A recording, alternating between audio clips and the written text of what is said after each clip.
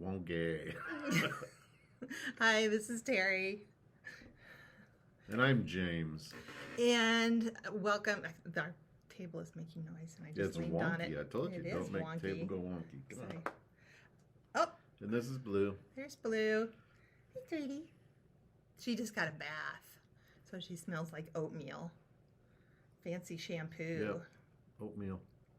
Oatmeal dog. So today is February 5th, 2022. This is our January video. And continuing our backstory, today's video, or this month's video, is on, oops, fell over. She fell off. She tripped. It played a really significant part in our lives. And it was our 20th wedding anniversary, so the year 2000. And Right. we went to the Keys, Florida Keys, with my niece, Jill, and her husband, Dave. Shout out to Jill and Dave. And do you want to start? How we ended up With doing that vacation? Yeah. Oh, well, Jill and Dave are our fun little niece and nephew, and we said we should go on a trip together. So I knew that they had spent time in the Keys before, so we said, let's go to the Keys together and hang out for a week. And so we said, sure. And everybody started trying to find a place to stay. And they liked Isla Morada, and so on my part, I was searching for a place in Isla Morada, and came up with some nice hotels and stuff, but also came up with houseboat vacations of the Florida Keys, which you could rent a houseboat, like a 42-foot houseboat, like 2-bedroom boat, and just spend the week on the water. And, a hotel room that floats. So I suggested that, and everybody said okay. So we ended up renting a houseboat for a week with Jill and Dave. We did. That's how that worked. And we had, just before that, we had relocated, just a few years before that, we had relocated from Nebraska, where we were both born, to Tennessee for Jim's job at Summit Medical Center. And he had left Summit and was working for another company, and they stopped paying him. They had some payroll distribution issues. It was a startup. It was a startup creating a series of transitional homes between hospital and nursing home. And I was going to do the pedorthic DME piece of that company, and they had some financing difficulties at first. But we didn't know it until like the day we were leaving on vacation to the Keys, and that his paycheck wasn't deposited. And so we, it couldn't have been the day of. Well, a couple days Right. ahead, real close. So we switched our plans from, we were going to go early and spend some time in Key West and do all the touristy stuff and stay in nice hotels and stuff. But since and fly, I think we were going to fly. Yeah, and we were going to fly. So, but when we had some changes in cash flow, we decided to go cheaper, and we drove down, and we decided to camp instead of staying in hotels. So we went and we camped one night in Georgia, and one night and 2 nights in Florida, one in Central Florida, right, and then one in the Florida Keys. Right, Ocala National Forest, I believe. Uh-huh. And then just because we had never done it and it sounded extremely cool, we decided to camp at the Everglades National. Is it a forest? Park? National Park, yeah. Yeah, can't be a forest because it's like all swamp. It was unbelievable. Anyway, so when we stopped at Ocala, I don't know that it was Ocala. So National Georgia Forest. was uneventful. It was a forest, and it was cool, but it was Right, it was very pretty cool. much uneventful. Yeah. Central Florida, Ocala, was it? I think so. That was eventful in that we there was a nice little pond there and a nice little sandy beach that we went and spent some time on and waded around in the water and stuff.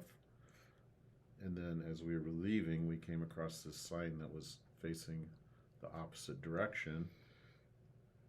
You want to tell them about the sign? Yes. Yes. So we get done cooling off in this cool pond with a sandy beach, and seriously behind the bushes, there was a sign said alligators. Yeah. Swim at your own risk. Swim at your own risk. I was like freaking out. I was like, okay, this is not cool. So that was fun. I was scared. Anyway, and then our second camping spot in Florida was in the Everglades. And as we were driving in, we seriously saw a sign that it was a panther crossing sign, like wild We panthers. grew up with deer crossing signs in Nebraska, cattle crossing signs. Never seen a panther crossing Never saw sign. a panther crossing sign. So And we had so to slow down for panthers. I was so Possible panthers. We freaked never saw out one. that I was going to be camping in a tent. And so also this tent, shout out to Susan Schmidt, your sister. Hey, Susan. But the tent that we used was Susan and Wally's tent. But so we were in this tent, and it was and I guess that night that we stayed there were these huge thuds in the middle of the night, and I was just scared to death. I just knew they were panthers, probably, circling my tent. Because it was just like a pup tent. It was like, nothing between me and these vicious animals. Well, it was extremely windy. Yes. If you see the picture of that tent, it's leaning to the side from the wind, and all the palm trees are leaning to the side from the wind. And we thought when we got there, great, it's really windy, there won't be any bugs. But these tiny little mosquitoes in the millions thrived on the wind, and they just attached onto us. We tried sitting on a picnic table for a while, very windy, and the mosquitoes just devoured us. So we actually sprayed our tent with mosquito spray and got inside the tent pretty quick. Right. Because we were getting killed. And so what we found out the next morning when we got up was that we had accidentally pitched our tent directly under a coconut tree. Well, if you're from Nebraska, you don't factor in coconut trees when you're camping. And these coconuts, it was so windy, these coconuts had fallen all around us in our tent. So we were very fortunate we didn't have one land on us. We were. But yeah, the next morning it was hideous trying to strike that tent because the mosquitoes, as windy as it was just crazy. They were everywhere. And so we got, and honestly, now you hear Everglades that they have all these python snakes in the Everglades. And this was so long ago, 20 years ago. If there would have been rumors of pythons, I would have not been able to stay. I have. We didn't see any snakes. We didn't go out in the swamp, though. Yeah. Well, it was all kind of mushy. It was swampy, but we didn't go out in the technical swamp part. No. So that was fun. It was just one night. Yeah. We got up and got out of there. Yeah. So that was our Everglades camping. And didn't we talk to somebody that they were kind of surprised that we were going to tent camp? Was it a park ranger or something? And He said nobody camps in a tent around here. Yeah, right. He was kind of surprised that we were doing it. So probably not the wisest decision. Anyway, so we need to move on. So we used to do a lot of surprising things. Yes, that's the fun. Yeah, Right. like going on a houseboat for a week. Right. So the houseboat. This is so significant to us because it was life-changing for both of us. Me, not so much as Jim, but that is where I learned how to take a marine shower, I think. Captain Mary she owned Houseboat Vacations, and the guy working with her, was that her partner? Whaletail? Whaletail, oh, he just worked for her. He worked for her, yeah. And he gave us an in-service on, when you're on a boat with limited when you're living on the water for a week and you have a limited amount of fresh water, he taught us how to take a marine shower where you turn on the water for just a minute to get wet, then you turn it off, you lather up, turn it on, and to this day, 20 years later, I cannot just let the water run. Whether I'm washing my hands, face, or taking a shower, I take marine showers. So that was life-changing for me. But do you want to explain why it was life-changing for you, Jim? Oh, we call the guy Whale Tail because he had a little whale tail earring that he wore. I don't know his real name. Yeah. Sorry. Let's see. So we got there early, so we had time to kill on the houseboat. And Jill and Dave had sent us a bottle of champagne for our anniversary. It was our 20th wedding Captain Mary anniversary. had the bottle of champagne there. But we had some time to kill. And they said, well, you can take a runabout out. Are you comfortable in a runabout? And I said, sure, I'm comfortable in a runabout. So she said, okay, I'll go get one ready. And then I looked at Terry and I said, what's a runabout? Because I really had no idea what she was talking about. But if it was a boat, I'm sure I could take it and run it, right? Right. And we did. It was a little center console, small fishing boat. And so we took it out. And I remember we had never been in a runabout.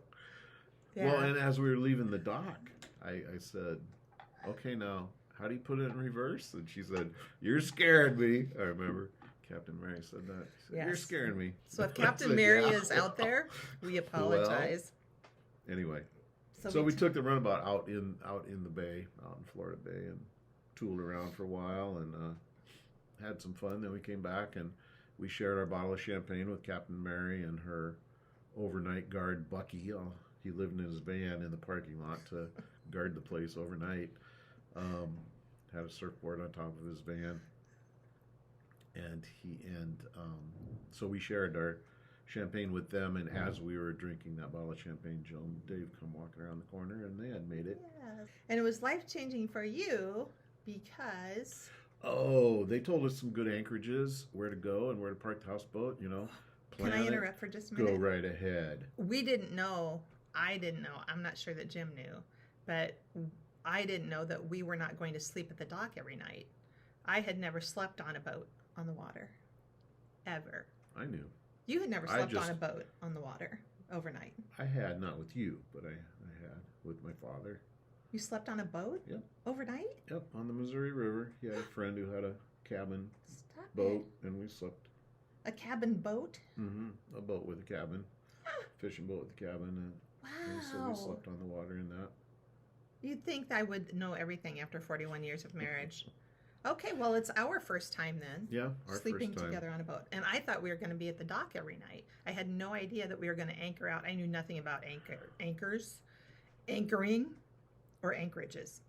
So, and I was afraid to tell my niece, Jill, that you're not going to believe this, but we are not coming home every night. We are sleeping out in the Gulf of Mexico in the open ocean. So go ahead. Mm-hmm. Sorry to interrupt. Oh, they gave us some recommended anchorages. Yes. And so the first night we went to one that had a beach on it, and we had a kayak with us, so we were able to kayak into the beach if we wanted to. And it was nice, a really nice anchorage, so we stayed there a couple of nights. And it had a little sailboat, probably it looked kind of like a 27-foot-ish little sailboat anchored there. And Captain Mary had mentioned that there had been a sailboat anchored there all season. And so for 2 days, I sat there and looked at this little sailboat. Never saw a soul on it. It was just anchored there floating in the bay, and I just, for some reason, got it in my head that I needed to do that, only be on the boat. I needed to get a boat and go anchor it in a little bay and stay on it. And so I kind of got obsessed with sailing at that point. Right. Mm-hmm. And I guess it's life-changing for both of us because, who knew that was going to end up, being our personal hobby that we would share. That was very important to me, to have a hobby that we could share together as we got older. But we did find a picture of Jim going up to the upper deck of the boat. And most of the pictures you're going to see in this video are actually from the upper deck of the houseboat. And in the background, you can see this little boat behind him that was anchored in the cove. And that little boat out there was a life changer for us. We actually have a picture on our wall and a frame of that boat because it's so significant. And of course, a huge shout out to Jill and Dave because they were there our very first time on the water anchoring, and it was life-changing for both of us. Sure. But so a lot of the pictures that we did find were they're all so significant to us. But I was a huge fan of the film Joe versus the Volcano with Tom Hanks. So if you have a chance to see it, do, because one of the cast members' name is Dagmar, which ended up being the name of our first boat. It also was a name that Jim wanted to call our baby if it was a girl, because he found it on a gravestone when he was working in the cemetery. I wasn't going to have Very it. convenient place to work when you're having a baby in the cemetery. Edgemont and Dagmar. Yeah. Those were the two names he brought home. Great to names. name our baby while I was pregnant. Yeah. Great names. I didn't like either one. Anyway. And so we were on top of the houseboat watching the sun go down. A sundowner. Yeah, we're having a sundowner on top of the houseboat. Sitting there, the four of us. It was a beautiful sunset, and we had our sundowners. Of course, we had sundowners like 22 hours of the day anyway, but at that back time, then. But, oh yeah, okay, and so it was a great sunset, and then we kind of got up off our chairs, and we kind of looked behind us, and then there was the tip of this giant moon starting to come up. So we just flipped our chairs around and watched this massive moonrise. It was incredible. Very cool. And of course, if you have seen that film, there is a scene where Tom Hanks is floating in the ocean and the moon rises up and he says, "I didn't know you were so big." And he does this dance in front of this big moon rising. And so I coerced everyone on top of that houseboat that night to do that same dance in front of that moon, because it was just, I had never seen anything like it, this moon rising up over the ocean. It was phenomenal. And yeah, that was such great memories. And it made me want to be on the water I didn't know you could sleep on the water. So that was pretty cool. What else did we? I think that was it. Jill and Dave were incredible as far as, being willing to try anything, do anything. Good sports. I tell you what, none of us had any idea what we were getting into, and it was very fun. Well, Dave liked to fish. Dave kept catching this same little silver porgy fish over and over and over for a week. They were probably different ones. I think it was the same one. Right. Anyway. Okay, so that was our very first time sleeping in a catamaran houseboat in the middle of the Gulf of Mexico, on the ocean, watching life as it is. Just a tremendous experience. And of course, the lone sailboat out there anchored in the cove became our life's call. We were going to do it, and we did it. So that's coming up next month. Yep. Okay, anything else you want to add? I got nothing. Okay, again, huge shout out to Jill and Dave. We love you guys completely. Thank you so much for being with us on a really significant part of our sailing journey. So, all right. Okay. Okay. See you later. Bye.